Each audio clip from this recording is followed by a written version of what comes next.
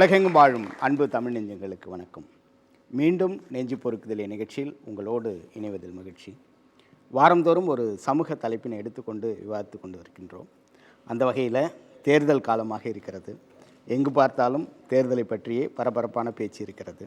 குறிப்பாக இந்த தேர்தலை பொறுத்த வரைக்கும் இளம் வாக்காளர்கள் அவர்களுடைய மனநிலை எப்படி இருக்கும்? இப்போது பார்த்திங்கன்னா சமூக வலைத்தளங்கள் இதில் அதிகமாக இளைஞர்கள் அரசியலை பற்றி கவனம் மிக்கவர்களாக இருக்கின்றார்கள். அவர்களுடைய வாக்கு வங்கிகள் எப்படி இருக்கும்? பொதுவாகவே தேர்தலில் மக்கள் வாக்களிப்பது சாதனைகளை முன்வைத்தா அல்லது சந்தித்த சோதனைகளை முன்வைத்தா என்பதை குறித்து நாம் விவாதிக்க இருக்கின்றோம். ஆப்ரஹாம் லிங்கன் அழகாக சொல்கின்றார், ballot is more powerful than bullet என்று சொல்கிறார். அப்போ நம்முடைய வாக்கு என்பது எவ்வளவு முக்கியத்துவம் வாய்ந்ததாக இருக்கிறது. அப்போ இந்த வாக்குகை வெறும் ஒரு பிரியாணிக்காகவோ இல்லை ஒரு மதுவிற்காகவோ இல்லை அந்த சமயத்தில் கொடுக்கக்கூடிய காசுக்காக விற்கக்கூடிய சூழ்நிலை இருக்கிறதா, இல்லை உண்மையாகவே மக்கள் இதை செய்தார்கள் எங்களுக்கு, அவர்களுக்கு நாங்கள் வாக்களிப்போம் என்கின்ற அந்த உணர்வு இருக்கிறதா என்பதை குறித்து தான் நாம் விவாதிக்க இருக்கின்றோம். நம்முடைய நிகழ்ச்சிக்கு வந்திருக்கக்கூடிய சிறப்பு விருந்தினர்களை நான் உங்களுக்கு அறிமுகம் செய்து வைப்பதில் மகிழ்ச்சி அடைகிறேன். எந்த கட்சியில் இருந்தாலும் எப்படி அரசியல் சூழ்நிலை இருந்தாலும் தன்னுடைய சொந்த தொகுதியில் தொடர்ந்து வெற்றி பெற்றவர். மக்களிடம் எந்த குறை என்று சொன்னாலும் எந்த நேரம் வேண்டுமானாலும் அவரை அணுகலாம். நம்முடைய முன்னாள் மத்திய அமைச்சர் திரு திருநாவுக்கரசு ஐயா நம்ம மத்திய வந்திருக்கிறார். MA development management Madras school of social ஒர்க்கினுடைய ராஜன் ஜெயபாலன் அவர்கள் நம்முடைய வந்திருக்கின்றார். மனித உரிமை தளத்தில் பணியாற்றக்கூடிய திரு சுகுமாரன் அவர்கள் நம்முடைய வந்திருக்கிறார். மக்கள் மறுமலர்ச்சி மன்றத்தினுடைய சமூக ஆர்வலர் திரு பெரியசாமி அவர்கள் நம்முடைய இருக்கின்றார். வெல்ஃபேர் பார்ட்டி ஆஃப் இந்தியா அதனுடைய நேஷனல் செக்ரட்டரி திரு சுப்பிரமணியம் அவர்கள் நம்முடைய வந்திருக்கிறார். கட்சி பாகுபாடை விட்டுவிடுங்கள், தனிப்பட்ட நபர்களை விட்டுவிடுங்கள், மக்களுடைய மனநிலை எந்தவாறாக இருக்கிறது, அவர்கள் யாருக்கு வாக்களித்திருக்கிறார்கள், இதெல்லாம் குறித்து ஒரு ஆவணப்படம் இருக்கிறது. அந்த ஆவணப்படத்தை பார்த்துவிட்டு நாம் விவாதத்தை தொடரலாம்.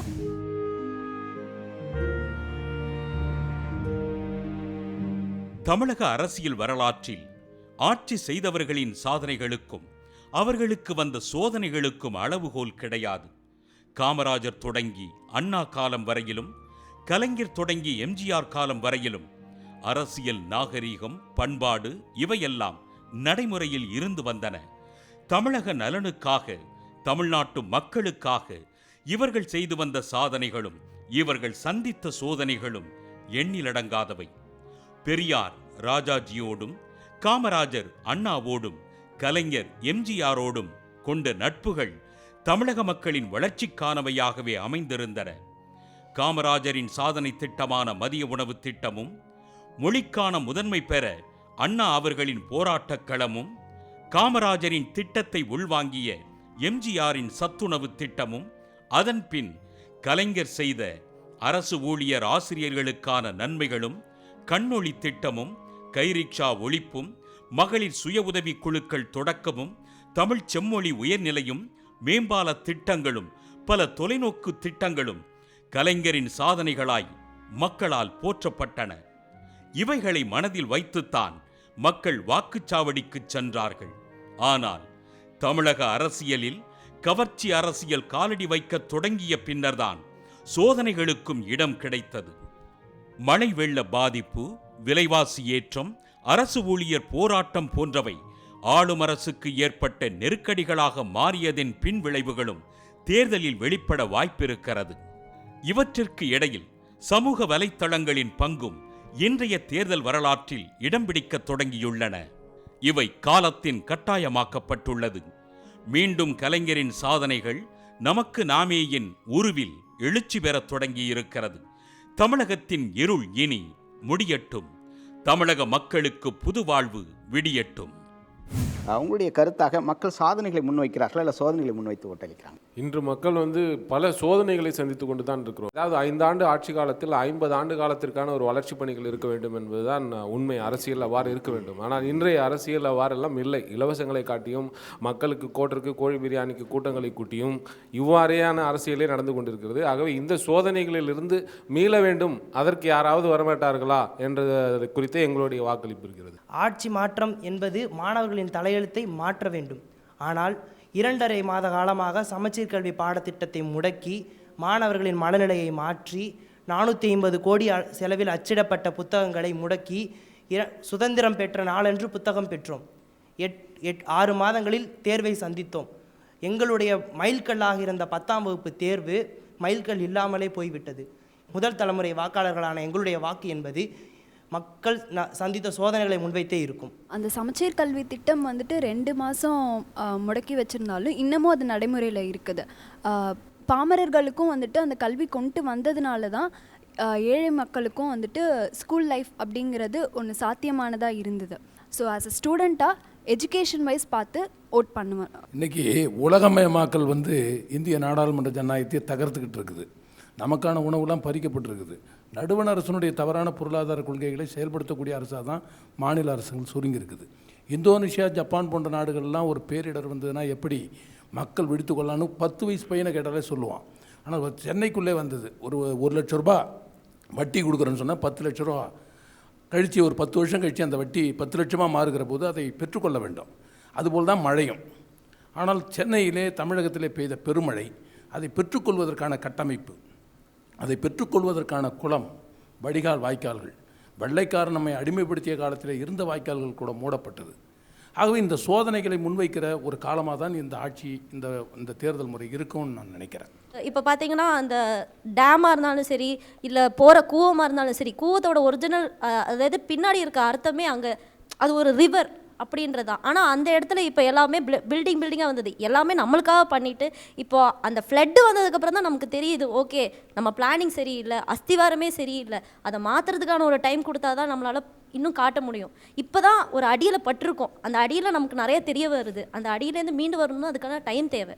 சரி, மக்கள் ஒரு சுகாதாரத்தர முறையில் நல்லா வாழ்வு வாழணும்னா கடந்த காலங்களில் நடந்த காப்பீட்டு திட்டங்கள் தான் ஏழை மாணவனுக்கும் ஏழை மாணவிகளுக்கும் சென்றடைந்தது.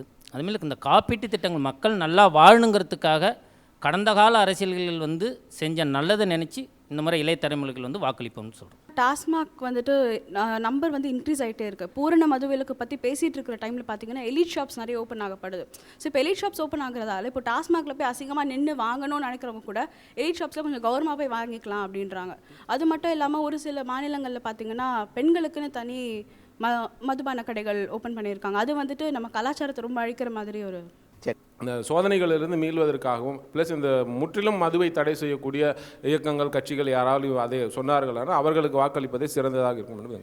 இளைஞர்களுடைய மனநிலை கட்சியை பார்த்து வாக்களிப்பதாக இருக்கிறதா இல்லை தனிப்பட்ட வேட்பாளனுடைய குணமா? நீங்கள் எதை எதிர்பார்க்குறீங்க? இப்போ தமிழ்நாட்டில் பெரிய தலைவலியாக இருக்கிறது பார்த்தீங்கன்னா லஞ்சம். சரிங்களா? இப்போது லஞ்சத்தை ஒழிக்கணும்னா அதுக்கு ஒரு நல்ல அரசு தேவை. ஸோ லஞ்சம் இல்லாத அரசு தான் உங்களுக்கு வேணும். அதுக்கு பதிலாக வேலை வாய்ப்புகளை அதிகப்படுத்தி கொடுக்கணும். இப்போ ஏகப்பட்ட வாக்குறுதிகள் கொடுக்குறாங்க. 58 வயசுக்கு மேலே இருக்கவங்களுக்கு பஸ் பாஸ் அப்படி இப்படின்னு எல்லாமே கொடுக்குறாங்க. ஆனால் எதையுமே முழுசாக செய்கிறது கிடையாது. கொடுக்குற வாக்குறுதியை முழுசாக செய்கிற ஆட்சி தான் எங்களுக்கு வேணும். அதனால் யார் முழுசாக நிறைவேற்றுவாங்களோ அவங்களுக்கு தான் நாங்கள் ஓட் பண்ணுவோம். மதுவால் வரும் வருமானம் அரசுக்கு அவமானம் அப்படின்னு சொல்லிட்டு ஒரு இது இருந்துச்சு. தமிழகத்தில் எல்லா இடத்துலையும் மதுவிலக்கை பற்றின ஒரு போராட்டம் இருந்தப்போ அரசு அதை பற்றின எந்த ஒரு இதுவும் வெளிப்படுறதில்லை. ஸோ அது ரொம்ப வருத்தம் அளிச்சதாக ஒரு இது கண்டிப்பாக மதுவிலக்கு தமிழகத்தில் கொண்டு வர வேண்டும். எந்த அரசு அதை கொண்டு வருதோ அதுக்கு கண்டிப்பாக என்னோட வாக்குறுதி இருக்குன்றதை நான் முன்வைக்கிறேன். இப்போ ஒரு கட்சி ஒரு ப்ராஜெக்ட் பண்ணுறாங்க, இப்போ ஒரு ரோடு போடுறாங்களோ இல்லை எதனா ஒரு பாலம் கட்டுறாங்களோ, அதை அடுத்த கட்சி இப்போ இவங்க ரூலிங் பார்ட்டி முடிஞ்ச பிறகு அடுத்த வர கட்சி அதை கண்டினியூ பண்ணணும். அந்த ப்ராஜெக்டை கண்டினியூ பண்ணுறோம். எது வருமோ அது நாங்கள் கண்டிப்பாக ஓட்டுவோம். மக்களுக்கு பயன்பெறுகின்ற திட்டங்களை தொடர்ந்து செய்ய வேண்டும். அப்படி செய்யக்கூடிய கட்சிகளை தான் நாங்கள் வரவேற்போம். நல்ல கருத்து. இலவசங்கள் வேண்டும் தான். அது கல்வியிலும் மருத்துவத்திலும் இருக்க வேண்டும். இன்றைக்கு இந்த 2 துறைகளுமே தனியார் மயமாக்கப்பட்டு வியாபாரமாக்கப்பட்டிருக்கிறது. ஸோ அந்த இலவசமாக கல்வியையும் மருத்துவத்தையும் தரணும் அப்படின்னு யார் சொல்கிறாங்களோ அவங்களுக்கு இந்த இளைஞர்களுடைய ஓட்டு இருக்கும். இளைய தலைமுறை தான் இப்போ நிறைய பேர் இருக்காங்க. எந்த தலைவர் இளைய தலைமுறையை என்கரேஜ் பண்ணி அவங்கள ஒரு மேல்நிலைக்கு கொண்டு போகணும் அப்படின்னு நினச்சி திட்டங்களை செயல்படுத்துகிறாங்களோ அந்த தலைவருக்கு நாங்கள் ஓட்டு போடுவோம். எந்த ஒரு தலைவர் பெண்களுக்கு முன்னுரிமை தராரோ, எந்த ஒரு தலைவர் கல்விக்கு முன்னுரிமை தராங்களோ அவங்களுக்கு தான் நாங்கள் இன்றைய இளைய தலைமுறையினர் வாக்களிப்போம்னு நான் சொல்கிறேன். இப்போ பார்த்தீங்கன்னா எல்லாரும் சொல்கிறாங்க நாங்கள் பணம் கொடுக்காதவங்களுக்கு ஓட்டு போடுவோம். கொடுத்தா ஏன் வாங்குறீங்க? அவங்க கொடுக்குறாங்க, நீங்கள் ஏன் வாங்குறீங்க? நீங்கள் ஓட் பண்ண போகிறீங்க அப்படின்னா நீங்கள் இவ்வளோ சிந்தனை இவ்வளோ செயல்பாடு இருக்குன்ற போது அதை நம்ம மாற்றலாம் இல்லையா? இலவசங்கள் வேண்டாம், நாங்கள் கேட்கல, நீங்கள் வாங்குறதுனால தான் அவங்க கொடுக்குறாங்க. ஸோ முதல்ல நம்ம ஏன் இலவசங்களை வாங்கணும்? வேட்பாளர் எப்படி இருக்கணும் அப்படின்னா எல்லாருமே வாக்குறுதி கொடுக்குறாங்க. எல்லாருமே யாரெல்லாம் கல்விக்கு முக்கியத்துவம், ஏன்னா கல்வி மட்டும்தான் அடுத்த லெவலுக்கு இன்னொருத்தரை உயர்த்துன்றதை நம்ம நம்புகிறோம். அப்போ கல்விக்கு யாரெல்லாம் அதிக முக்கியத்துவம் கொடுக்குறாங்களோ அதை நம்ம ஏன் பார்க்கக்கூடாது? எல்லாருமே வந்து இந்த பொருள் நமக்கு அடுத்து கிடைக்குமா, அந்த பொருள் நமக்கு அடுத்து கிடைக்குமா, அவங்களுக்கு நம்ம ஓட் பண்ணலாமான்னு மட்டும்தான் யோசிக்கிறாங்களே தவிர நல்ல ரோட் நமக்கு கிடைக்குமா, யாராவது ஒருத்தர் கேட்குறோமா எனக்கு நல்ல ரோட் போடுவீங்களா, எனக்கு இந்த மாதிரி வசதி குடிநீர் வசதி செஞ்சு தருவீங்களா, ஏரி நிலங்களில் இவ்வளோ வீடுகள் இருக்குது இதை அகற்றிட்டு இந்த இடத்த ஏரியா பராமரிப்பீங்களா யாராவது கேட்குறோமா? யாரும் கேட்கறதுக்கு அவங்கவுங்களுக்கு அவங்கவுங்க சுயநலம் தான் முக்கியமாக இருக்குது. ஸோ முதல்ல நம்ம சுயநலத்துலேருந்து நம்ம வெளியில் வந்தால் தான் இதெல்லாம் நம்ம சரி பண்ணிக்க முடியும். மக்களுடைய மனநிலை வந்து இந்த கவர்ச்சி அரசியலுக்கு நீங்கள் இருக்கீங்களா? நான் வந்து என்னோட அந்த கவர்ச்சி அரசியலுக்கு எதிராக இருக்கணுன்றதுனால என்னோட ஓட்டு இருக்கும். ஐயா பெரியசாமி ஐயா, மக்கள் தேர்தலில் சாதனைகளை முன்வைத்து வாக்களிக்கிறார்களா இல்லை தங்கள் சந்தித்த சோதனைகளை முன்வைத்து வாக்களிக்கிறார்களா? 100% சோதனைகள் தாங்க. அரசியல் அமைப்பை தெரிய வேணும், ஆட்சியை தெரிய வேணும். இந்த எதை கொடுத்தாலும் சூத்திரனுக்கு கல்வியை கொடுக்காதேன்னு வேதம் சொல்லுதுன்னு சொல்கிறாங்க, மனு சொல்லுதுன்னு சொல்கிறாங்க. அதை இன்னைக்கு வரைக்கும் ரொம்ப தெளிவாக செஞ்சுக்கிட்டு இருக்காங்க. இவ்வளவு மாணவர்கள் இருக்கிறாங்க, பேராசிரியர்கள் சொல்லிக்கிட்டு இருப்பாங்க. இந்த நாட்டில் மட்டும்தான் ஜாதி எப்படி 4 வருடம் 4000 ஜாதி இருக்கிறதோ அப்படி கல்வி முறையும் பிரித்து வச்சாங்க. சென்ட்ரல் கவர்மெண்ட் என்ஜினியரிங் காலேஜ் ஒரே சிம்பிள், ஐஐடி இருக்குது, நிட் இருக்குது. நிட்டில் படித்த பையனுக்கு 4-5 வருஷத்துக்கு முன்னாடியே ஒரு மாதத்துக்கு 9 லட்சம் ரூபா. அதே இங்கே படிக்கிற அண்ணா யூனிவர்சிட்டி பையனுக்கு கிடையாது, 10,000. ப்ரைவேட் காலேஜில் படிக்கிறவனுக்கு சுத்தம் இப்போ ஒன்றுமே கிடையாது. இதெல்லாம் இருக்குதே, தேசிய கட்சியோ மாநில கட்சிகளோ பேசுகிறாங்களா? இன்றைக்கு ஆயா வேலை, வாட்ச்மேன் வேலை எதுவாக இருந்தாலும் பல லட்சம் கொடுக்கணும். ஒரு மாறுதல்னா லட்சம் கொடுக்கணும். டிரான்ஸ்ஃபர், இவ்வளவு ஊழல் நடக்குது, இவ்வளவு கொடுமை நடக்குது. அதை பற்றிலாம் எந்த அமைப்புகளும் தீவிரமாக எடுத்துக்கிட்டு பேசுகிறதா காணும். ஒரு நிர்பயான்னு நினைக்கிறேன், டெல்லியில் பாலியல் வன்முறைக்கு ஆளானாங்கன்னு இந்தியாவே கொதிச்சுது, உலகமே கொதிச்சுது. இன்னைக்கு தமிழ்நாட்டில், என் தமிழ்நாட்டில் ஒவ்வொரு கிராமத்திலும் கற்பழிக்கப்படுறாங்க, சூறையாடப்படுகிறது. விதவையாக நின்று கண்ணீரோடு நிற்கிறா. கண்ணகி பிறந்த நாடு இங்கே இப்படி நடக்குது. எந்த ஒரு ஆளோ, எந்த ஒரு அமைப்போ, எந்த ஒரு மதமோ, எந்த ஒரு வேற சாதி கட்சியோ நாங்கள் முழுமையாக இதை எதிர்க்கிறோம்னு நிற்கிறாங்களா தெருவில்? கிடையாது. இந்த மாணவர்கள் நினைத்தால் வேற யாரும் இல்லை, எந்த சர்வாதிகாரியாக இருந்தாலும் முடியாது. அவங்க வெளியில் கூட வர வேணாங்க, ரோடு கூட போராட வேணாங்க, கல்லூரி வளாகத்துக்குள்ளே உள்ளே நிற்கிறதுக்கு போலீஸ் பர்மிஷனே தேவையில்லை. உணவு இடைவேளையில் ஒரு 5 நிமிடம் மதுவை ஒழிப்போம், மக்களை காப்போம், படிக்க வைக்க அரசா, குடிக்க வைக்க அரசா, தாலிக்கு தங்கமா, தாலி அறுக்க டாஸ்மாகா, மதுவை கொடுக்கும் அரசு தான் மக்கள் துரோக அரசாகும் அப்படின்னு 10 நிமிஷம் பேசிட்டு அவங்க கிளாஸுக்கு போட்டுங்க.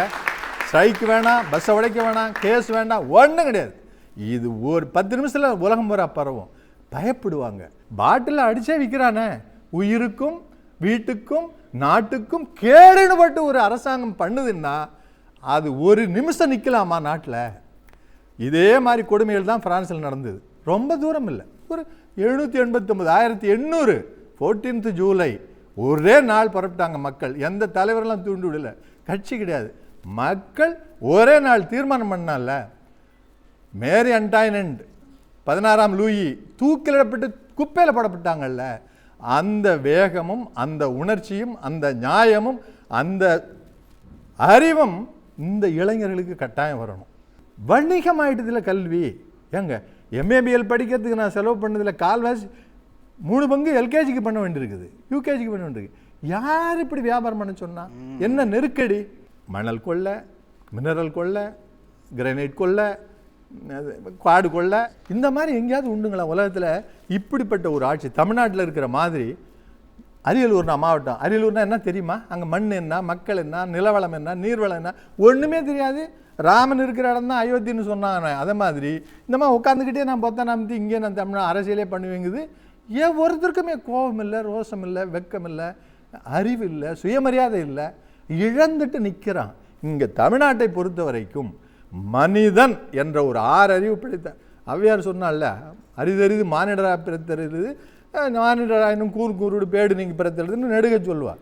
ஆனால் பெரியார் ஒரு ஆள் தான் கொடிது மானிடராய் பிறத்தல் கொடிதுன்னா. ஏன்னா இவன் தான் மனுஷனே திங்கிறான், ஏமாத்துறான், கொலை பண்ணுறான், மற்ற விலங்குகள் எதுவும் பண்ணுறதில்லை அப்படின்றதோட இந்த மக்களாட்சி என்பது நல்லா புரிஞ்சுங்க. இது ஒன்றே ஒன்று, இந்த மக்களாட்சி என்பது, ஓட்டு உரிமை என்பது என்ன, ஓட்டு என்பது எது, அது எப்படி நிர்ணயிக்கும் ஒரு ஆட்சி என்பதை யாருமே பேசலை. அதனால் எல்லாம் ஆகஸ்ட் 1547 கொடியேற்றிட்டு கை தட்டிட்டு மிட்டாய் வாங்கி சாப்பிட்டுட்டு இருந்தான். பெரியார் ஒரு ஆள் தான் இது யாருக்கும் பயன்படாது. இப்போ நம்ம என்னெல்லாம் சொல்கிறோம்ல, இலவசத்துக்கு கொடுக்குறான், சாராயத்துக்கு கொடுக்குறான், சாதிக்கு போடுறான், மதத்துக்கு போடுறான், என்னென்னத்துக்கு போடுறான். அப்படி போடுவாங்கிறத நல்லா தெரிஞ்சு இந்த நாட்டுக்கு சுதந்திரம் வேண்டாம்.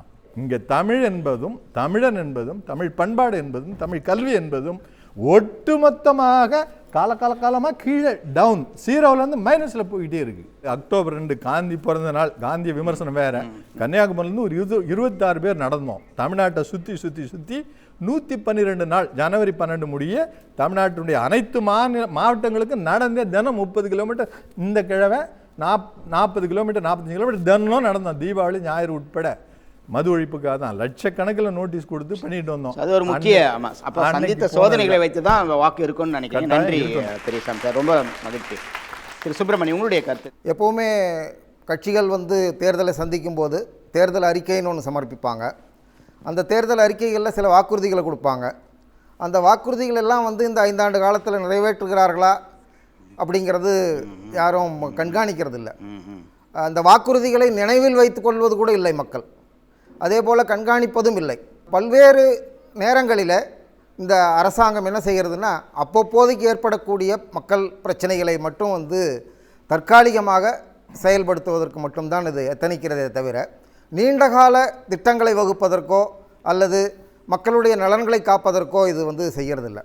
இப்போ ஜனநாயகம் அப்படிங்கிறதே மக்களாட்சி அப்படின்னு தான் நம்ம சொல்கிறோம். மாணவர்கள் மத்தியில், மக்கள் மத்தியில் முதல்ல இது என்னுடைய ஆட்சி, என்னுடைய வாக்கின் மூலமாக என்னுடைய பிரதிநிதி அங்கே ஆட்சி செய்கிறான் அப்படிங்கிற எண்ணம் வந்தால் மட்டும்தான் இந்த நிலைமை மாறும்.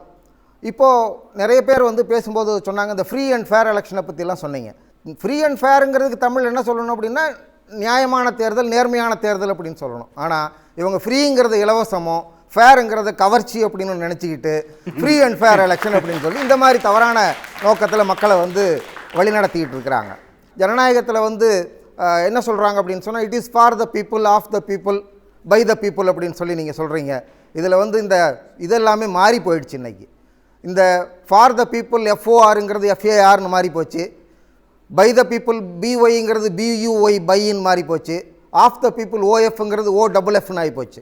இப்போ அந்த மாதிரி தான் இன்றைக்கி இருக்கக்கூடிய ஜனநாயகம் இருந்துகிட்டு இருக்குது.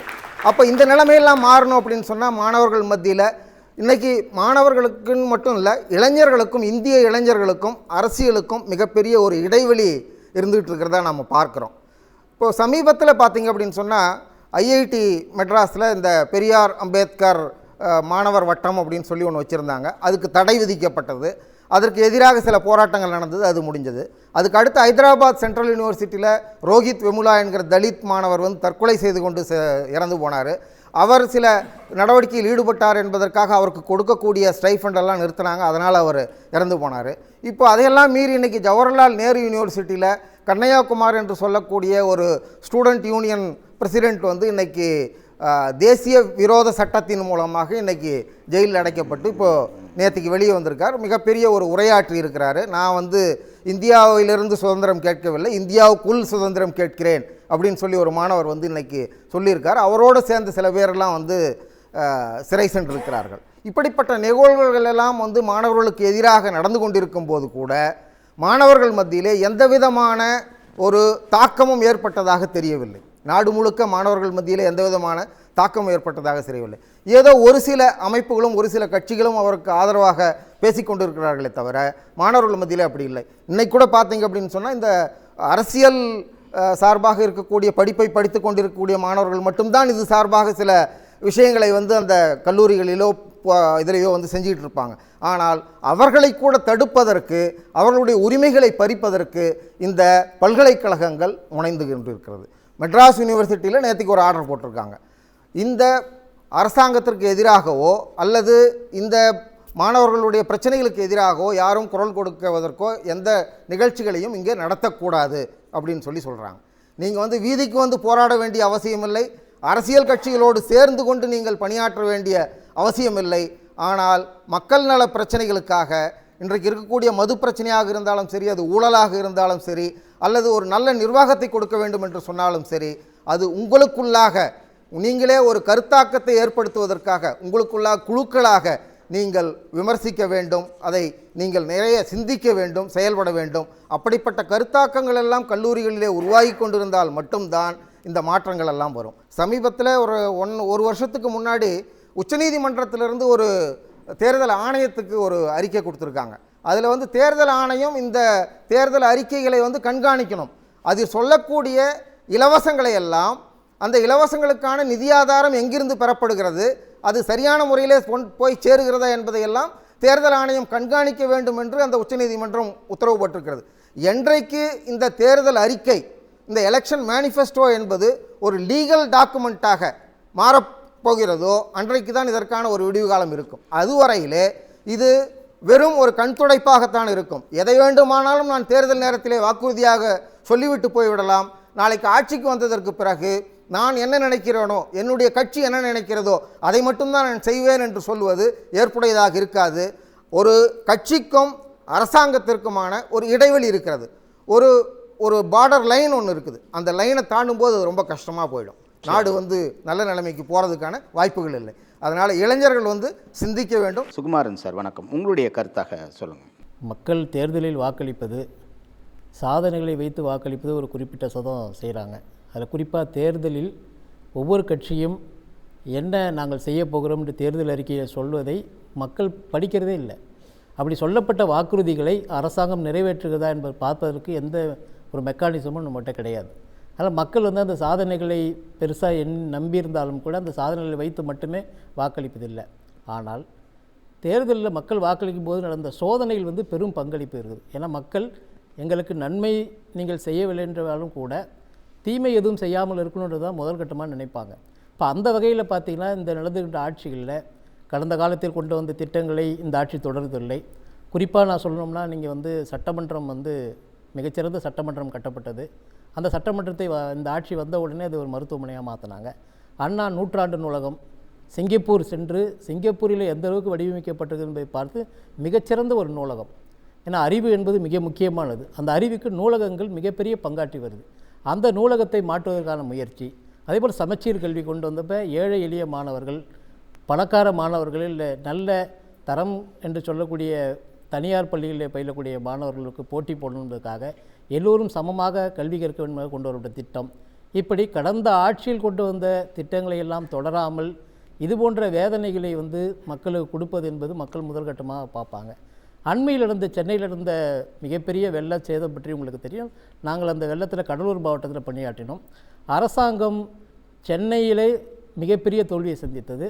கடலூர் மாவட்டத்தை கண்டுகொள்ளவே இல்லை. கடலூர் மாவட்டத்தில் நடந்த வெள்ள பாதிப்பு குறித்து யாருமே கணக்கில் எடுத்துக்கொள்ளவில்லை. எங்களை போன்ற மனித உரிமை ஆர்வலர்கள், சமூக ஆர்வலர்கள், தனியார் தொண்டு நிறுவனங்கள், தனிநபர்கள் சேர்ந்து தான் அங்கே மக்களுக்கு நாங்கள் உரிய நிவாரணங்களை தந்த முடிந்தது.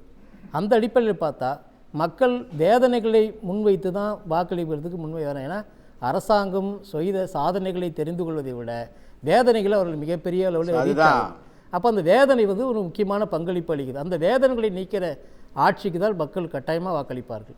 நன்றி திரு சுகுமாரன் சார். திரு ராஜன் ஜெயபாலன், மொத்தமாக இந்த தேர்தல் எதை வைத்திருக்கும்? சாதனைகளை வைத்து வாக்களிப்பார்களா, சந்தித்த சோதனைகளை வைத்தார்? இந்தியாவை பொறுத்தவரை எதற்காக வாக்களிக்கிறோம் என்பதே தெரியாமல் தான் பெரும்பாலானோர் வாக்களித்து கொண்டிருக்கிறார்கள். ஜனநாயகம் என்றால் என்ன? சமூக முன்னேற்றம் என்றால் என்ன?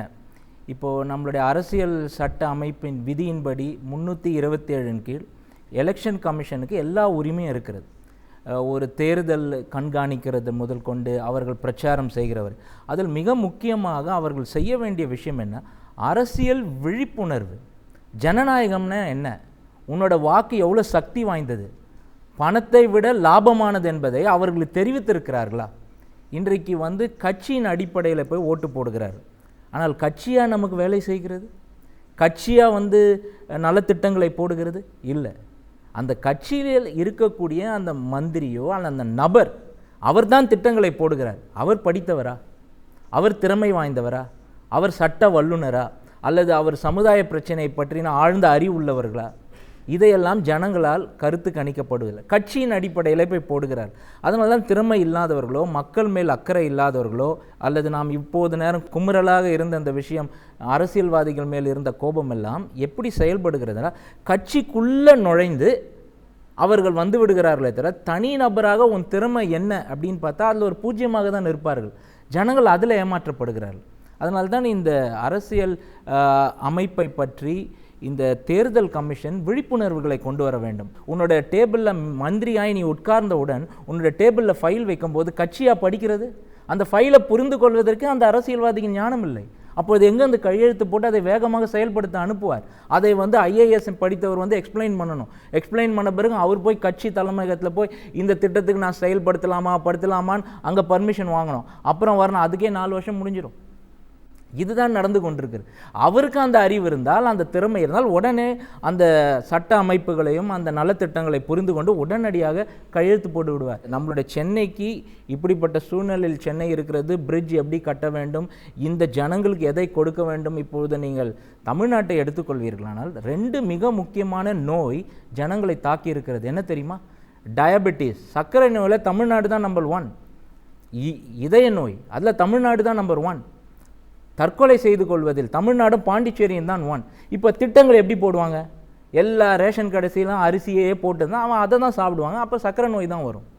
கவலைப்படுவதிலும் உணர்ச்சி வசப்படுவதிலும் தமிழ்நாடு தான் நீங்கள் நம்பர் 1. அதனால தான் தற்கொலை நம்பர் 1. அப்போ திட்டங்கள் எப்படி போடுவாங்க? இந்த விவரம்லாம் தெரிஞ்சவங்க தானே அதுக்கேற்ற மாதிரி திட்டங்களை போடுவாங்க. அப்போது இப்போ அப்படி தானே நீங்கள் ஜனங்களை காப்பாற்ற முடியும். ஆஸ்பத்திரியில் போய் தாங்கள் சம்பாதித்த பணத்தை எல்லாம் தனியார் மருத்துவ அதிகாரிகளை அவர்கள் பணக்காரர்களாக்கி கொண்டிருக்கிறார்கள். கஷ்டப்பட்டு சம்பாதித்த பணம், பிஎஃப்ல சேர்த்தது, கஷ்டப்பட்டு லோன் வாங்கினதெல்லாம் அவர்களுடைய இறுதி காலத்தில் இதய நோய்க்கும் சர்க்கரை நோய்க்கும் செலவழித்து கொண்டிருக்கிறார்.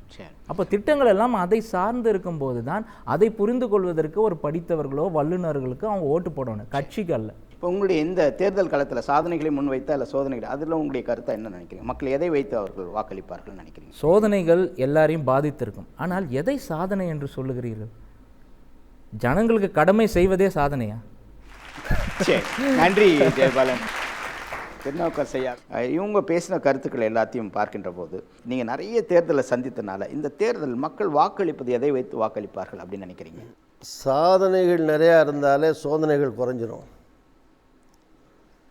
சோதனைகள் நிறையா இருந்தாலே சாதனைகள் இல்லைன்னு அர்த்தம். இப்போ இந்த ரெண்டுக்கும் சம்மந்தம் இருக்குது. நிறையா சாதனைகள் பண்ணுற அரசாங்கம் இருந்தால் சோதனைகள் அல்லது வேதனைகள் குறைவாக இருக்குன்னு அர்த்தம். சோதனைகளும் வேதனையும் அதிகமாக இருந்துச்சுன்னா சாதனைகள் குறைவுன்னு அர்த்தம். ஸோ மக்கள் ரெண்டையுமே பார்ப்பாங்க. ஸோ ஒரு பக்கம் ஒரு ஆட்சிங்கிறது 5 ஆண்டு, 5 ஆண்டில் என்னென்ன குறைபாடுகள் இருந்தது, அந்த 5 ஆண்டுகளில் என்னென்ன நல்ல விஷயம் நடந்திருக்கு, இது ரெண்டும் மக்களுடைய கவனத்துக்கு போகும், கண்டிப்பாக போகும்.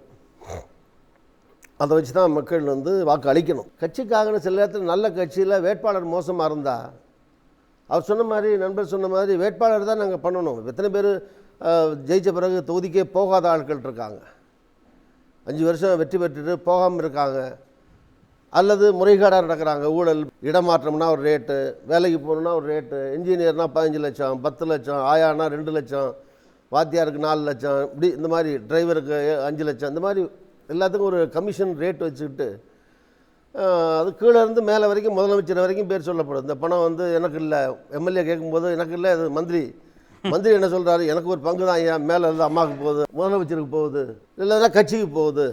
ஸோ இது மாதிரி முறைகேடுகள் செய்யக்கூடியவங்கள் எலெக்ஷனில் ஒதுக்கப்படணும். இது மக்கள் படித்து வர வர வர வர வரும், காலப்போக்கில் வரும். இப்போ இளைஞர்கள் நிறையா பார்ட்டிசிபேட் பண்ணணும். அரசியலில் இளைஞர்கள் நிறையா வரணும். நான் 11 தேர்தலில் நின்றுருக்கேன். முதல்ல 7 தடவை எம்எல்ஏக்கு நின்றுருக்கேன், 4 தடவை எம்பிக்கு நின்றுருக்கேன். நானே 11 எலெக்ஷன் கண்டெஸ்ட் பண்ணியிருக்கேன். மொத்தத்தில் 27 வயசில் எலெக்ஷனில் நிற்க தொடங்கினேன். அப்புறம் எம்ஜிஆர் காலத்தில் 77லேருந்து எலெக்ஷனில் ஆரம்பித்தேன். முதல் எலெக்ஷன். பொதுவாக கல்வி அறிவு இருக்கணும். அது சொன்ன மாதிரி பொதுவான விதி. ஒரு காமராஜர் முதலமைச்சராக இருந்தார், எம்ஜிஆர் முதலமைச்சராக இருந்தார், கலைஞர் முதலமைச்சராக இருந்தாருங்கிறதுக்காக 8வது படித்தா போதும், 10வது படித்தா போதும், படிக்காமல் இருந்தால் போதும், 5வது 3வது படித்தா போதும்னு சொல்ல முடியாது. ஒரு துறைகளில் அமைச்சர்கள் ஆகிற போது குறைஞ்சபட்ச அறிவு அவங்களுக்கு வேணும். அந்த துறையை பற்றின அறிவு வேணும். அதுக்காக பைலட், விமானத்துறை மந்திரி பைலட் தான் இருக்கணும்னு அவசியம் கிடையாது. அட்லீஸ்ட்டு அதை பற்றி படிப்பறிவாக இருக்கணும் இல்லையா? ஸோ அது மாதிரி ஒரு பொதுவான ஒரு குவாலிஃபிகேஷன் உள்ளவங்கள மந்திரிகளாக வரும்போது, இல்லைன்னா அவங்க ஐஏஎஸ் ஆஃபீஸர் சொல்கிறது தான் கேட்க வேண்டியிருக்கும். அவங்க வந்து படித்து சொல்லி கையெழுத்து போடுறதுக்கு அப்புறம் அதுக்கு ஒரு மந்திரி. ஸோ அட்லீஸ்ட் இந்த சுயமாக சிந்திக்கிறதுக்காக ஒரு அறிவு இருக்கணும் இல்லையா? ஸோ அதனால் அந்த மாதிரி அமைச்சர்களோ பொறுப்புகளோ வர்றவங்களோ படிப்பறிவோடு வர்றதுங்கிறது வரவேற்கக்கூடியதாக இருக்கும். இந்த 5 ஆண்டுகளில் வந்து இந்த கடந்த 50 வருஷத்தில் இந்த 5 ஆண்டு மாதிரி மிக மோசமான ஊழல் எங்கேயுமே கிடையாது. ஒரு முதலமைச்சர் வந்து மக்கள் பார்க்கக்கூடிய ஒரு பிரச்சனைன்னா, இப்போ ஒரு போய் பொதுவான பிரச்சனையை பார்க்க முடியணும் இல்லை, முதலமைச்சர் பார்க்க வேணும். கடவுள்லாம் இருக்காரோ இல்லையோன்னு தெரியாமல் கும்பிடலாம், முதலமைச்சரையும் இருக்காரோ இல்லையான்னு தெரியாமல் பார்க்க முடியுமா? 5 ஆண்டு எங்கேயுமே வெளியே போகாத முதலமைச்சர், மக்களை சந்திக்காத முதலமைச்சர், அதனால் என்ன பிரயோஜனம்? மாவட்டங்களில் சுற்றுப்பயணம் போக வேண்டாமா? இப்போ கோட்டையிலேருந்து இந்த கோட்டைக்கு போகிற வழியில் இருக்குது, அங்கேருந்து பொது மருத்துவமனை, அங்கே இருக்கிற மெடிக்கல் காலேஜ் ஆரம்பிக்கிறாங்க. 10 பாகம் தான் இருக்கும் மெயின் ரோட்லேருந்து. அதையுமா போய் கோட்டையிலேருந்து காணொலியை திறந்து வைப்பாங்க? 250 கோடியில் ஒரு ப்ராஜெக்ட்டு. இந்த மாதிரி மெட்ராஸுக்குள்ளே வெளியூர் போக முடியலன்னா கூட பரவாயில்ல, ஏதோ உடம்பு சரியில்லை நடக்க முடியல கூட சரி பாவன்னு கூட விட்டுடலாம். மெட்ராஸுக்குள்ளே போய் இருந்து கோட்டையில் இருந்துக்கிட்டு அன்றைக்கி பத்திரிகையில் பார்த்தீங்கன்னா விளம்பரம் தமிழ்நாடு முழுதும் நிகழ்ச்சி. ஸோ அடிக்கல் நாட்டு விழா, இங்கே புதுக்கோட்டை மருத்துவமனை 200 கோடிக்கு அடிக்கல் நாட்டு விழா, மாலை 4 மணி, இடம் சென்னை கோட்டை. எங்கே சென்னை கோட்டையில் இருந்துக்கிட்டு அடிக்கல் நாட்டு விழா, தமிழ்நாட்டுடைய பிற மாவட்டங்களுக்கு. இது மாதிரி ஒரு கேவலமான ஒரு சூழ்நிலை அரசியலிருந்து அகற்றப்பட வேண்டும். அமைச்சர்கள் வந்து கொஞ்சமாவது இப்போ எம்ஜிஆர் வந்து மிகப்பெரிய செல்வாக்கான முதலமைச்சர், மக்களிடத்தில் வந்து மக்களால் நேசிக்கப்பட்ட தலைவர். ஸோ அவர் கூட நாங்கள்லாம் இருந்தோம். எங்களால் ஒன்றும் அடிமையை நடத்தலை. நான்லாம் அமைச்சராக இருக்கும்போது எனக்கு 29-30 வயசில் நான் மினிஸ்டராக இருந்தேன். என்ன எதையும் செய்கிறதுக்கு எனக்கு வந்து உரிமை கொடுக்கப்பட்டது.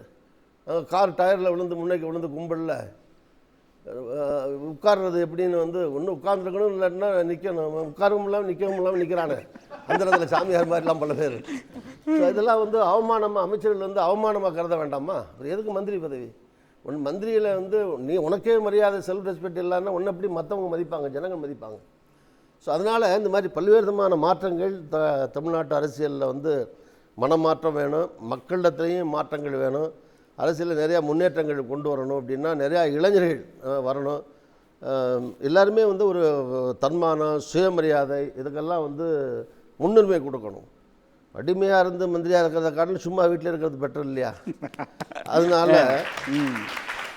அது மாதிரி அதுக்கெல்லாம் வந்து இளைஞர்கள் நிறையா வந்தால் தான் அந்த மாற்றங்களை கொண்டு வர முடியும். நன்றி.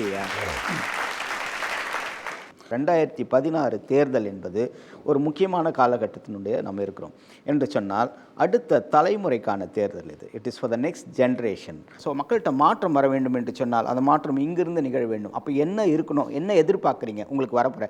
இது செய்தால் நாங்கள் வாக்களிப்போம். உண்மையாக இருக்கணும், ஊழலற்ற ஒரு ஆட்சியாக இருக்கணும். எந்த ஒரு விஷயத்துமே சரி சீக்கிரமாக அவங்க இம்ப்ளிமெண்ட் பண்ணணும். அப்படி அவங்க இம்ப்ளிமெண்ட் பண்ணுறாங்க அப்படின்னா மக்களும் சரி, யங்ஸ்டர்ஸும் சரி அவங்களுக்கு கோஆப்ரேட் பண்ணலாம். பகுத்தறிவுடன், தன்மானத்துடன், தவறுகளை கண்டிப்பாக தப்புனா தப்பு, கரெக்ட்னா கரெக்டு, அவருடைய நோக்கம் எதுவாக இருக்கு அந்த நோக்கத்தை படி செயல்படணும். கல்விக்கு அதிக முக்கியத்துவம் கொடுக்கணும். எந்தவித இயற்கை சீற்றங்கள் கிடைச்சாலும் வந்தாலும் அதை வந்து தாங்கிறதுக்கும் அந்த இதுவை சமாளிக்கிறதுக்கூடிய ஆட்சி பண்ணுறவங்க இருக்கணும். இப்போ வந்து பார்த்திங்கன்னா, இப்போ ஒரு மருத்துவமோ இல்லை வந்து ஒரு நூலகமோ உருவாக்குறாங்க பண்ணுறாங்கன்னா, அதை வந்து இப்போ இந்த காட்சியில் இருக்கிறவங்க இதை செய்கிறாங்க அப்படின்னா அதை அப்படியே அதை ட்ராப் பண்ணாமல் நெக்ஸ்ட்டு வரவங்களும் அதையே கீப்பப் பண்ணணும், ஃபாலோ பண்ணணும் அப்படின்ற ஒரு ஆளை நான் எதிர்பார்க்குறேன். பெண்களுக்கு ஒரு வெல்ஃபேர் கொடுக்குற கட்சியாக நான் எதிர்பார்க்குறேன். ரோட்டோரத்தில் இன்னும் மக்கள் நிறைய பேர் சாப்பாடு இல்லாமல் இது இல்லாமல் இருக்காங்க. அவங்களுக்கும் ஒரு நல்ல திட்டங்கள் இருக்கிற மாதிரி கட்சி.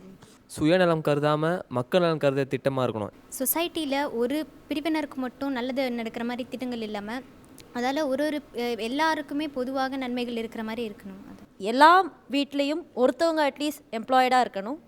விமனுக்கு அவங்களோட ரைட் போய் சேரணும். குழந்தைங்களை கூலி வாய்ப்பு அந்த மாதிரி எதுக்கு போகாமல் படிப்பு முக்கியமாக கொண்டு வரணும். எளிமையான அரசியல்வாதி, ஊழலில் மக்களை பற்றி சிந்திக்கக்கூடிய அரசியல்வாதிகளாக வேணும். அவங்களது என்னோட வாக்கு. இது மெயினாக பார்த்தீங்கன்னா கடந்த சில வருடங்களாக ப்ரொடக்ஷன் ஓரியன்ட் ஸ்கீம்ஸ் எதுவும் வரதில்லை. ஸோ ப்ரொடக்ஷன் ஓரியன்டில் வந்து கான்சன்ட்ரேட் பண்ணணும். அதுக்கப்புறம் பார்த்தீங்கன்னா இன்ஃப்ராஸ்ட்ரக்சர், அப்புறம் பார்த்தீங்கன்னா இண்டஸ்ட்ரியல் க்ரோத். இன்னும் முக்கியமான விஷயம் என்னென்னா நான் என்ன பண்ண போகிறோன்றதை தான் வந்துட்டு அவங்க கன்சிடர் பண்ணுமே தவிர ப்ளேம் பாலிடிக்ஸ் இருக்கக்கூடாது கவர்மெண்ட்டில். Very good. யார் பெண்களுக்கான சம உரிமை கொடுக்குறாங்களோ அவங்களுக்கு என்னோட ஓட்டு இருக்கும். மக்களுக்கும் அரசாங்கம்க்கும் வெளிப்படைத்தன்மை இருக்கணும், சகிப்புத்தன்மை. என்னோட கருத்துக்களை நான் சொல்லும் போது அவங்களுக்கு கேட்குற அந்த கருத்து சுதந்திரம் எனக்கு தர அரசியல். தொலைநோக்கு சிந்தனையுடைய அரசியல்வாதி தான் நான் எதிர்பார்க்குறேன் சார். மக்களுக்கு எதனா ஒரு ஆபத்துனா வந்து இறங்கி செய்யணும், காருக்குள்ளேருந்து கை காட்டக்கூடாது. எந்த மதத்தையும் சார்ந்து இல்லாமல் ஒரு அரசு செயல்பட வேண்டும். எனக்கு வந்து சாதி வேற்றுமை இல்லாத, மது இல்லாத, கல்வியை வியாபாரமாக்காத ஆட்சி தேவை. சுற்றுச்சூழலை பாதிக்கக்கூடிய அந்த இண்டஸ்ட்ரி அலோவ் பண்ணுறவங்க இல்லாமல் வெளிநாட்டில் தடை செய்கிற பொருட்களை இங்கே விற்பனை செய்கிற அந்த அமைச்சர்கள் இல்லாத ஒரு சமுதாயம் தான் எனக்கு வேணும். Very good. நான் ஒரு மீனவ பின்னணியிலேருந்து வரேன். அதனால் அவங்க பிரச்சனையும் விவசாயிகள் பிரச்சனையும் அவங்க எடுத்து சரி செய்கிற மாதிரி இருக்க ஆட்சியாக எனக்கு வேணும். தன்னுடைய சாதனைகளை பற்றி மட்டுமே பேசாத, எதிர்க்கட்சியில் இருக்கவங்கள பற்றி குற்றங்கள் சாட்டாத, மக்களுக்கு என்னென்ன சோதனைகள் வந்துச்சு அதை எப்படி நம்ம சாதனையாக மாற்றலாம் அப்படின்னு நினைக்கக்கூடிய ஒரு கட்சி தான் எங்களுக்கு தேவை. எதிர்கட்சியை ஜெயிக்கணும், போட்டிக்காக அரசியல் பண்ணுறவங்க வேணாம், அந்த கட்சி வேணாம். மக்களுக்காக என்ன செய்கிறோன்றதை யோசிக்கிற கட்சி தான் வேணும். அடிப்படை கல்வி தகுதியுள்ள தலைவரும் விவசாய பிரச்சனைகளுக்கு தீர்வு காணும் ஒரு ஆட்சியும் வேணும். மக்களின் சக்தியை பயன்படுத்தக்கூடிய ஒரு அரசியல்வாதி தான் தேவை. ஏன்னா ஒரு 3 வருஷத்தில் முடியக்கூடிய ப்ராஜெக்டை 6 வருஷம் இழுத்தடிக்காமல் கொஞ்சம் எக்ஸ்ட்ராவாக கொஞ்சம் ஆளை போட்டு சீக்கிரமாக முடிக்கிற மாதிரி ஒரு அரசியல்வாதி எனக்கு தேவை. இந்த ஆட்சி வந்து மக்களால் உருவாக்கப்படுற ஆட்சி, மக்களுக்காக உருவாக்கப்படுற ஆட்சி. ஸோ இதில் வந்து மக்களுக்காக வேலை செய்கிற ஒரு தலைவரும், மக்கள் மத்தியில் வேலை செய்கிற ஒரு தலைவரும் தான் நாங்கள் எதிர்பார்க்குறோம். தேர்தலில் நம்ம என்ன பண்ணணும் மக்கள் அப்படின்னு சொல்லி உங்களுடைய கருத்துக்கள். இந்த மாநிலங்கள் எல்லாத்துக்கும் அமெரிக்காவில் உள்ள மாதிரி அரசியல் சட்டம், கொடி எல்லாம், வெளிநாட்டு உறவு, பணம், படை, இதை 3 மட்டும்தான் மத்திய சர்க்கார் வச்சுக்கணும். மற்ற எல்லாமே அந்தந்த மாநிலத்துக்கு வேண்டியதாக இருக்கணும். அந்தந்த மாநிலத்திலே அந்தந்த பாடங்கள், தாய்மொழி வழி கல்வி உலகம் பெற சொல்கிறான். அப்படிப்பட்ட ஒரு ஆட்சியை அமைக்கக்கூடிய வல்லமை உள்ளவர்கள் யார் வந்தாலும் அவங்களுக்கு ஓட்டு போடலாம். நன்றி. மாணவர்கள் எல்லாம் வந்து சாதனைகளை எல்லாம் வந்து நீங்கள் சொல்லக்கூடிய, நீங்கள் எதிர்பார்க்கக்கூடிய விஷயங்கள் எல்லாம் யார் செயல்படுத்துவார்களோ, அதற்கான வாக்குறுதிகளை யார் கொடுக்கிறார்களோ அவர்களுக்கு வாக்களிக்க வேண்டும். அனைத்து மக்களையும் சமமாக பாதிக்கக்கூடிய அரசியல் தலைவர்கள், வேட்பாளர்கள், அதோடு குட் கவர்னன்ஸ் என்று சொல்லக்கூடிய நல்லாட்சி வழங்கக்கூடிய வேட்பாளர்கள், அதோடு தேர்தலிலே கொடுக்கக்கூடிய வாக்குறுதிகளை 5 ஆண்டு காலத்தில் தீவிரமாக உழைத்து நிறைவேற்றக்கூடிய வேட்பாளருக்கு மட்டுமே நாம் வாக்களிக்க வேண்டும் என்பது என்னுடைய கருத்து. நன்றி. எனக்கு வேண்டியவர் சரியான ஒரு கேண்டிடேட். அவர்கள் வந்து சரியாக ஆட்சி புரியக்கூடிய தகுதிகள், அது படிப்பு இல்லாமல் கூட இருக்கலாம், ஆனால் சில ஐயா சொன்ன மாதிரி உலக ரீதியான அறிவும், இதை எப்படி செய்து முடிப்போம் என்ற அந்த நுட்பத்தை தெளிவுபடுத்தக்கூடியவர்களே. நான் தனிப்பட்ட மனிதனை மட்டும்தான் பார்ப்பேன், எந்த கட்சிக்குள் அவன் ஒளிந்திருக்கிறான் என்பது எனக்கு அவசியம் இல்லை என்ற ஒரு மனப்பக்குவம் வந்தால் நாம் சரியான ஆட்சியாளர்களை தேர்ந்தெடுக்க முடியும். நன்றி சார். திருநாவுக்கரசு, இளைஞர்கள் இந்த தேர்தலை சந்திக்கின்ற போது எப்படி இந்த தேர்தல் இருக்க வேண்டும் அப்படின்னு நீங்கள் நினைக்கிறீங்க? தேர்தல் மாற்றங்கள் இன்னமும் நிறையா கொண்டு வரணும். எலெக்ஷன் கமிஷன் வந்து இன்னும் வந்து ஒரு பலமான அமைப்பாக செயல்படணும். என்ன கேட்டால் தேர்தலுக்கு முன்னால் இது மாதிரி ஒரு ஆட்சி நடக்கிற போது, இப்போ அஃப்கோர்ஸ் ஆஃபீஸர்ஸ்லாம் எலெக்ஷன் கமிஷனில் கண்ட்ரோலில் வந்துடுறாங்க. இருந்தாலுமே ஸ்டேட் கவர்மெண்ட்டு, காவல்துறை வந்து அந்த மினிஸ்டர்ஸுக்கோ சிஎம்க்கோ தகவல் சொல்லிட்டு தான் இருப்பாங்க. பணம் கொடுக்குற ஒரு ஏரியா எலெக்ஷன் கமிஷன் ஆஃபீஸர் இங்கே வர்றாங்கன்னா 4 பேர் 4 நாள் வருவார். வரும்போது லோக்கல் போலீஸ் தகவல் சொல்லுவோம், அந்த ரூட்டில் போகிறாங்க, ஜாக்கிரதையாக இருந்துக்குவார். ஸோ அவன் அடுத்த ரூட்டில் பணம் கொடுத்துட்ருப்பான். ஸோ அதனால் எலெக்ஷன் கமிஷன் இன்னும் பவர்ஃபுல்லாக இன்னும் பண்ணணும். மொத்தத்தில் ஜனநாயக ரீதியாக தேர்தல் நடக்கணும். மக்கள் வந்து 5 வருஷம் கழித்து வாக்களிக்கிற போது கடந்த 5 வருஷத்தில் இந்த ஆட்சி எப்படி இருந்தது, மனச்சாட்சிக்கு விரோதம் இல்லாமல் இவங்க இது சரியில்லை ஆட்சின்னா மக்கள் மாற்றணும். ஆள் இந்த கட்சி தான் வரணும், இந்த ஆள் தான் வரணும் அப்படின்னு நினைக்கக்கூடாது. மக்களுக்கு முறையற்ற அரசாங்கம் அல்லது நியாயம் செய்யாத அரசாங்கம், ஊழல் அரசாங்கம், செயலற்ற அரசாங்கம்னா அது மாற்றி தான் ஆகணும். அந்த மனநிலையோடு மாற்றத்துக்கு மக்கள் வாக்களிக்கணும், அதுக்கு தயாராகணும் இந்த தேர்தலில். நன்றி திருநாகர் சார். மக்கள் யாரை தேர்ந்தெடுக்க வேண்டும், இளைஞர்களுடைய மனநிலை, அவங்களுடைய பல்ஸ் அப்படின்வாங்க, அது எப்படி இருக்கிறது என்பதை பார்ப்பதற்காக ஒரு நிகழ்ச்சியாக தான் நடத்தினோம். அப்துல் ரஹ்மான் மிக அழகாக ஒரு கவிதை வரியில் சொல்வார்கள், எங்கள் தேர்தலில் எப்பொழுதும் வேட்பாளர்கள் ஜெயிக்கிறார்கள், வாக்காளர்கள் மட்டுமே தோற்றுக்கொண்டே இருக்கிறார்கள். அப்போ நாம் தோற்காமல் இருப்பதற்கு நாம் யாரை தேர்ந்தெடுக்க வேண்டும் என்பதை சரியாக தீர்மானிக்கக்கூடிய ஒரு சூழ்நிலையில் நம்ம இருக்கிறோம். அது முதல் கடமையாக ஜனநாயகத்தினுடைய சுவாச காற்றாக இருப்பது தான் இந்த தேர்தல். ஆகவே முதலில் வாக்களியுங்கள். மிக அழகாக ஆங்கிலத்தில் சொல்லுவாங்க, யார் வாக்களிக்காத நல்ல வாக்காளர்கள் மோசமான வேட்பாளர்களை தேர்ந்தெடுக்கிறார்கள் அப்படின்வாங்க. ரூஸ்வெல்லட் என்ற அமெரிக்க அதிபதி சொல்லுகின்ற போது it is like a knife how they are going to use it அப்படின்னு சொல்லுவார். இந்த வாக்கு என்பது உங்கள் கையில் இருக்கக்கூடிய மிகப்பெரிய ஒரு சொத்து. 5 ஆண்டுக்கு ஒரு முறை நீங்கள் உங்களுக்கு இருக்கக்கூடிய ஜனநாயகத்தினுடைய மிகப்பெரிய அதிகாரம். இதை நீங்கள் எப்படி பயன்படுத்துகிறீர்கள் என்பது மிக மிக முக்கியம். மாவோ சொல்வார்கள், வரலாற்றை உருவாக்குவர்கள் மக்கள்தான். ஆகவே வரலாற்றை உருவாக்குவோம். Politicians thinks about next election, people thinks about next generation என்று சொல்வார்கள். நாம் எலெக்ஷனை பொறுத்ததை விட அடுத்த தலைமுறையை தேர்ந்தெடுத்தது நம்முடைய வாழ்க்கைக்கு எந்த தலைவர்கள் சரியாக இருப்பார்கள், நம்முடைய நாடு முன்னேறுவதற்கு யார் சரியாக இருப்பார்கள் என்கின்ற இளைஞர்கள் நீங்கள் எல்லாமே இருக்கிறீங்க. மக்களும் இந்த நிகழ்ச்சியை பார்த்து கொண்டிருக்கிறார்கள். ஆகவே காலம் கனியும், மாற்றங்கள் வரும் என்ற நம்பிக்கையோடு இந்த நிகழ்ச்சியை நான் நிறைவு செய்கின்றேன்.